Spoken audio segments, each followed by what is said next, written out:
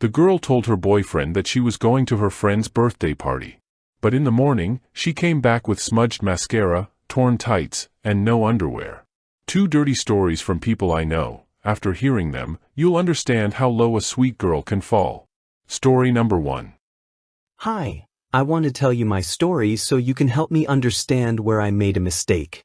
This girl and I had been in the same friend group for a long time. We talked as friends.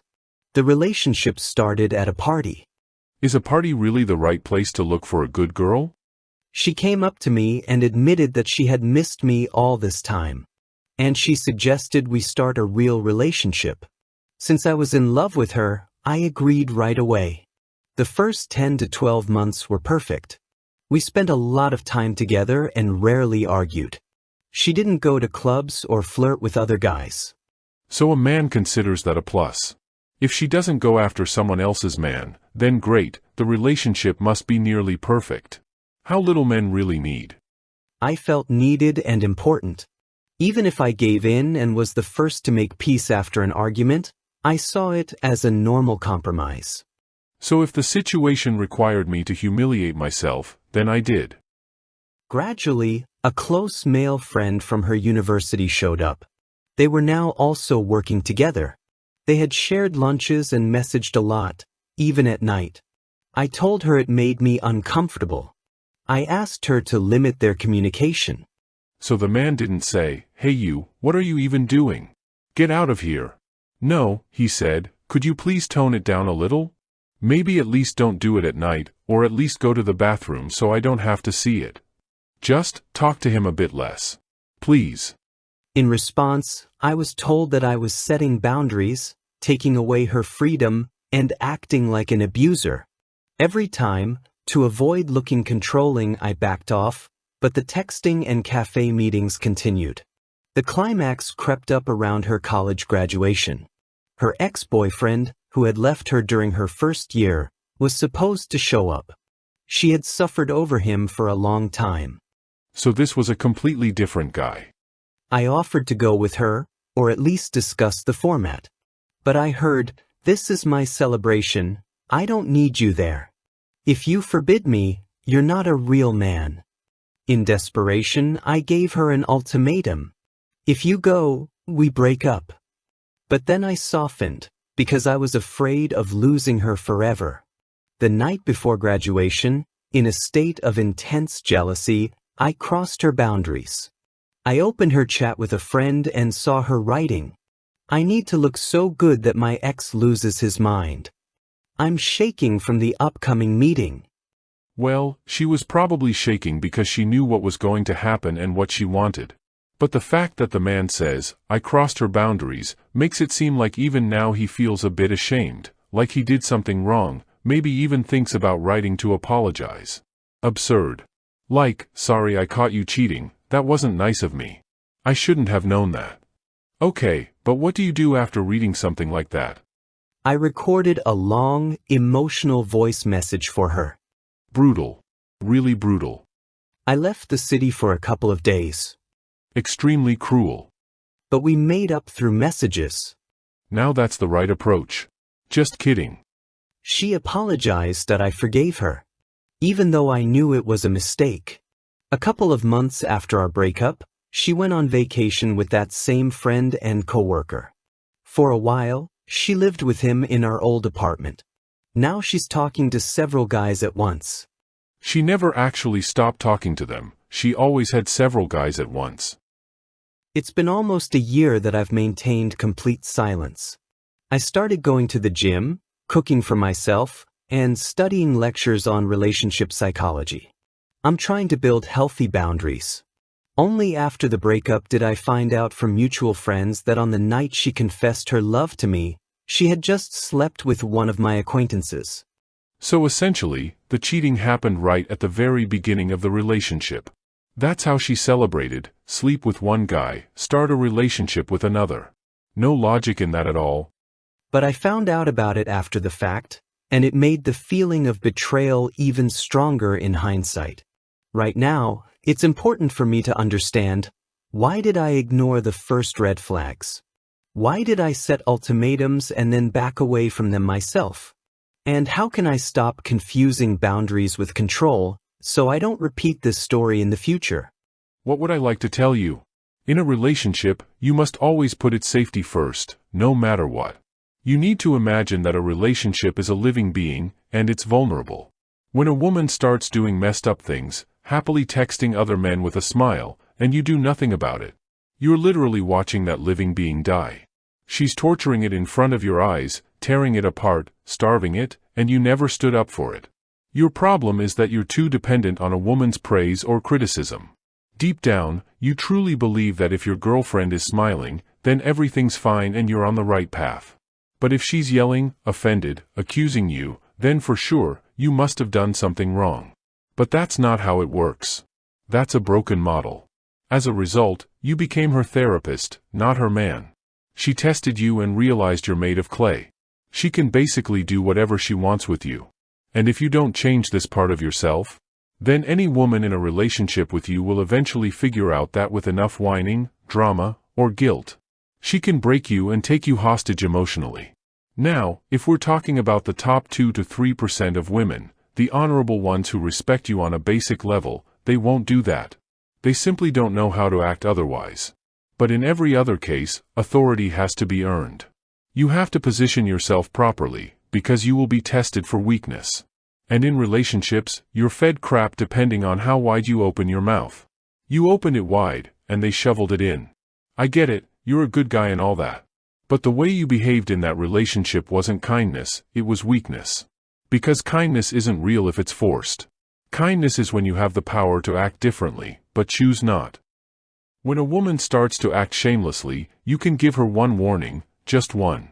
You simply tell her, listen, your behavior, what you're doing now or planning to do, is a danger to the relationship.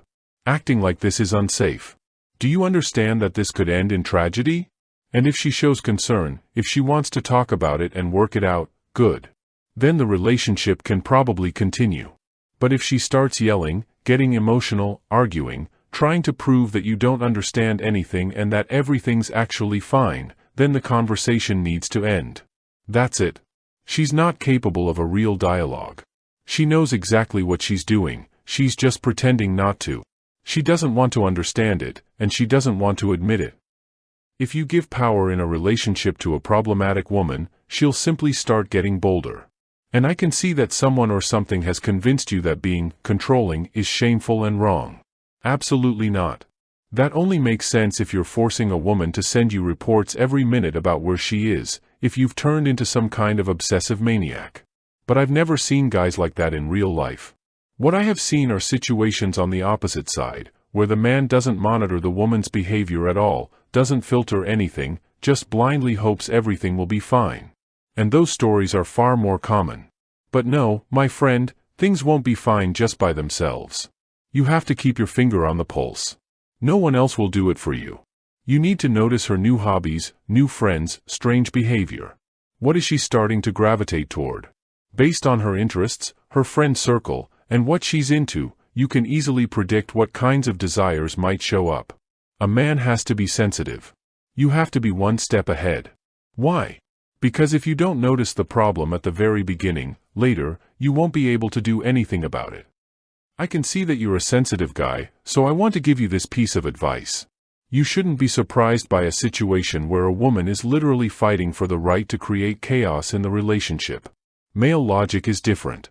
We tend to think that if someone is consistent, firm, and stubbornly defends their point of view, there must be at least some truth behind it. But with problematic women, it doesn't work like that. Every fifth consultation is a story where the wife is blaming the husband for her own cheating. It's a complete reversal of meaning. That's why you can't fall for it. A problematic woman can create total chaos, and still act like everything is fine, even trying to convince you it's normal. You mentioned that you're now deeply into studying relationship psychology, but the truth is, you won't find the answers there. Because psychology doesn't account for human rot. It doesn't explain how one moral defect leads to another. You were with a promiscuous woman, against all logic, and you didn't notice it. That's the real issue. You don't see or understand the chain of cause and effect, but it's there. From a psychological perspective, if a woman cheats, they'll start digging into her childhood. Or into your behavior. They'll find a flaw in you. There will be 100 excuses. But the real issue lies in her moral compass, her way of life. You didn't mention these things, but I'm sure you could leave a comment and confirm what I'm about to say. Let's go through just a few criteria. Does she swear a lot? 100%, I'm sure of it. You don't even need to say anything. Who does she hang out with? What are her friends like? If she can, while having a boyfriend, tell her friend she still wants her ex, then that friend is doing the exact same thing. They're the same. How does she spend her free time? Where did you two meet? At a party. She likes to party. What music does she listen to? Either drama-heavy stuff or club music that really shakes her emotionally. Does she have any modesty? No. None. She's bold, arrogant, and full of herself. Does she enjoy male attention? Does she collect it? Does she want to love herself even more? Of course.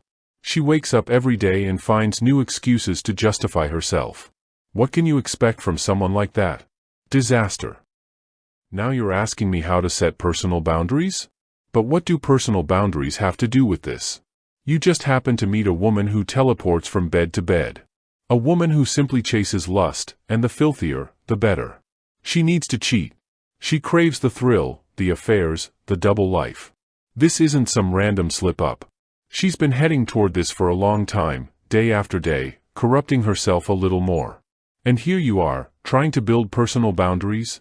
Meanwhile, she's coming at you like a semi-truck doing 150 miles an hour. You hear the crunch, and in a second, she snaps your spine. And when she sees that you're in pain, she won't stop. She'll hit the gas even harder. Let me tell you something else, with the level of naivety you're showing, chances are, you still don't know the half of it. There's a lot you haven't noticed yet. If we could enter her mind for 20 minutes, half the people watching would instantly wrinkle up. They'd literally start aging on the spot. And if you stayed inside her fantasies for a whole day, you'd wake up the next morning as an old, gray man. Her cheating isn't a mistake. It's her purpose. The louder and more dramatic, the better. But the most delicious betrayal? It's still ahead. I'm telling you, by the time she hits 40, she'll write such memoirs about her personal growth that people will be quoting them. And your story? Just a little paragraph in her big book. Conclusion. Relationships don't exist to satisfy a woman's whims. If someone chooses to enter a relationship, they'd better be ready for responsibility. Period. And you know what else? I believe that in a truly healthy relationship, there's no need for boundaries at all. Because no one attacks, and no one needs to defend themselves. A man and a woman should move in the same direction. They should be like-minded, not sparring partners. And if there's ever a need to protect yourself from the person you're with, that's not a relationship. That's trash. You know what's scary about your story? She clearly saw that you're inexperienced, naive, gentle, and still, she didn't feel even a hint of shame. Picture this. She's flirting, climbing on other men. And you're clearly hurt. Maybe your lips are trembling, maybe you're barely holding back tears. You're stressed, sleepless, falling apart inside. And what does she do? Nothing. She doesn't care. Story number 2, even more brutal. I'd like to share my relationship story, the one I'm still in. And that makes it hard. My relationship started 4 years ago. It's the second relationship I considered conscious and intentional. Her parents are divorced, although they still live together. Her mother constantly mocks and yells at her father. There's no respect at all. Throughout these 4 years, we've argued very often, broken up and gotten back together many times. Well, you could say it's a classic story. Many people go through the same thing, breaking up for a while, getting back together. They even get used to it, not talking for a week, then getting back together again, and it feels like that's just how it's always going to be. But there was one period that completely changed everything. In the spring, we broke up because of her constant need for entertainment. At that time, I was in a difficult financial situation, paying off debts from a failed business. So he's dealing with problems, and she's out having fun. 2 or 3 weeks later, she gets a new guy, someone she partied with for a few weeks. In reality, she was just sleeping with him, supposedly to forget me and start a new life. To everyone else, she said he was just a friend. 2 months later, she texted me. A conversation started, and I gave in to my emotions. I wanted to get everything back. She suggested we meet and talk. Well, maybe she'll say something now. Maybe she realized something. Maybe she regrets it. As it turned out, she had been burning with a wild desire to get revenge on me. When we met, she started describing in detail how she slept with him. She said she still missed him, and that she didn't feel anything for me. Of course, it crushed me. I was devastated, but after a week, I felt some relief. A little later, I met a new girl, the complete opposite of her. When my ex found out I was seeing someone else, she quickly reached out asking for help, supposedly because she was going through a tough time. I met with her and realized she just missed me. I broke up with the good girl and went back to my ex, something I regret. The first 3 months after we got back together were fantastic. She wanted me more than ever. She was caring, didn't argue. It felt like she had become a completely different person. But her act didn't last long. The relationship lasted 3 more months. One day, she went to a birthday party for one of her former classmates, along with a group of friends. I knew the guy and didn't suspect anything, especially since he already had a girlfriend. She really wanted to go, begged me, swore she wouldn't drink. All of it turned out to be a lie. A week later, she confessed that she kissed him. She cheated on me. Later, I found out she had been secretly talking to him for 3 months. Both of them had deleted the messages, so there was no way to know what really happened. After everything she did, she started swearing and begging, saying she had realized everything. That she wanted a family, that she would start going to church, that she'd create the kind of home I'd never had, and do everything I asked. Supposedly now she understood the horror of what she had done. I gave in to my weakness again, and I hate myself for it every single day.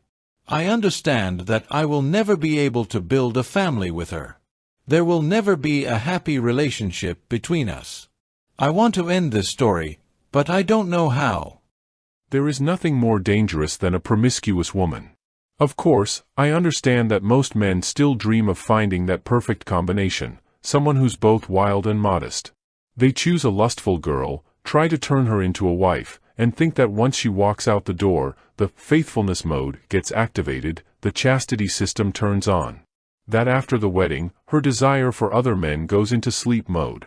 They believe she'll automatically start avoiding accidental glances and touches. That she'll feel disgusted by compliments from other men just because she has a ring on her finger.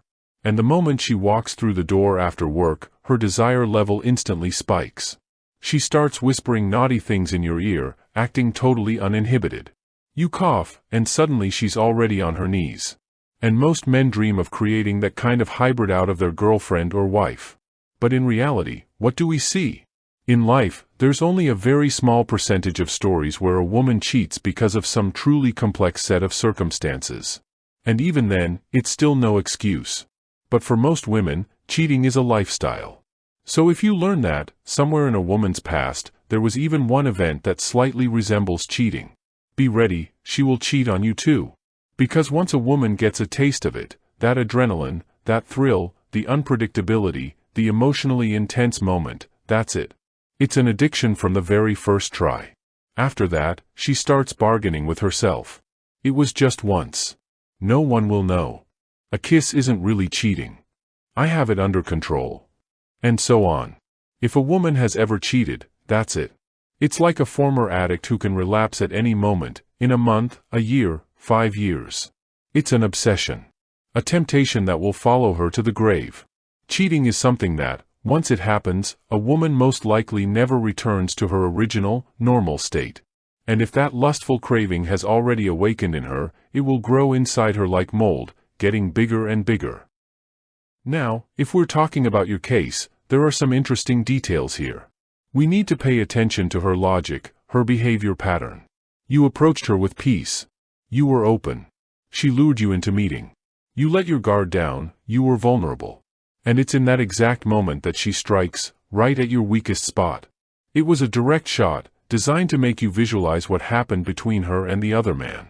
She carefully chose the most painful words, to hurt you as deeply as possible, to destroy you. Somehow, you survived. You recovered. You had a new woman. You were smiling again. And the moment she finds out you're doing well, that you're alive, what does she do? Exactly. She immediately reaches out. But why? Why does she come back? To finish the job. If you feel good without her, that makes her feel bad. It's like remote control, external management. She's just trying to reposition herself in your life in a more convenient place, so she can spit on your soul again. Fine. So now you're together again. She cries, she says, I've realized everything. It'll never happen again.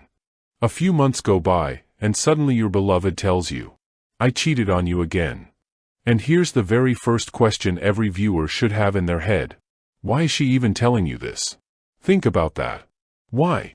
If she had a conscience, she wouldn't have slept with another man. Clearly, she doesn't. Her conscience is on vacation. So the reason she's confessing has nothing to do with remorse. She doesn't just want you to know she cheated. She wants you to picture it. She's not telling you this to cleanse herself, but to hurt you. This isn't a confession. It's another attack. And of course, it will be dressed up with lines like, you deserve to know. I can't keep this from you anymore. You'll leave me now for sure. But you and I both know, she's not actually ashamed. Her logic is very simple. If you're together, she cheats on you. If you leave, she starts pulling you back just to finish you off. At the moment of cheating, her conscience shuts off. Then it suddenly turns back on, just so she can tell you all the details of the betrayal. You said it yourself, she really wanted to go to that birthday party. Why? Because she already knew in advance what was going to happen there. A woman doesn't just accidentally end up in a situation where someone starts kissing her. You know what's really scary in this story? How gradually and deliberately she acts. Let's imagine something. What if she had a mission, to mentally destroy a man? What would she need to do? Give him hope. And then, take that hope away suddenly, brutally, and completely. She's already done this to you more than once. Now think, if you stay with her, will she do it again? She will. And why does she need to do this? Why? Let each of you think about that. By the way, this is a favorite tactic of a cheater. It's called confessing a little. She creates a safer, more innocent version of the story in order to permanently hide the real horror of what actually happened. So that drunk kiss confession can serve as a safety net, just in case some information leaks out. After all, there were witnesses at the birthday party. And if someone tells you about it later, she'll just say, yes, I told you everything myself. I didn't have to tell you at all. My version is the truth. I'm not some liar. And she might even get offended because of it. As for resolving your situation, unfortunately, you cut the rope that could have easily pulled you out. I'm talking about that good girl you left. The story could have already been over. That could have been a very positive ending. But now, the longer you stay in this mess, the deeper you sink, like a car stuck in the mud. Getting out will only get harder. Your problem isn't unique. 99% of people don't know how to make decisions in relationships. Most people just go with the flow. Like, fall in love, get together, fall out of love, break up, feel lonely, call again, feel a craving, send a message. Almost everyone lives like this. If I want to, I do it. If I don't, I don't. And when the time comes to act against their emotions, they just can't do it. You say, I want to end this story, but I don't know how. Well, that's the same as saying, I want to go to the gym, but I don't know where the door is. Come on, of course you know. That's not the issue. The real problem is, you don't understand why you should do it.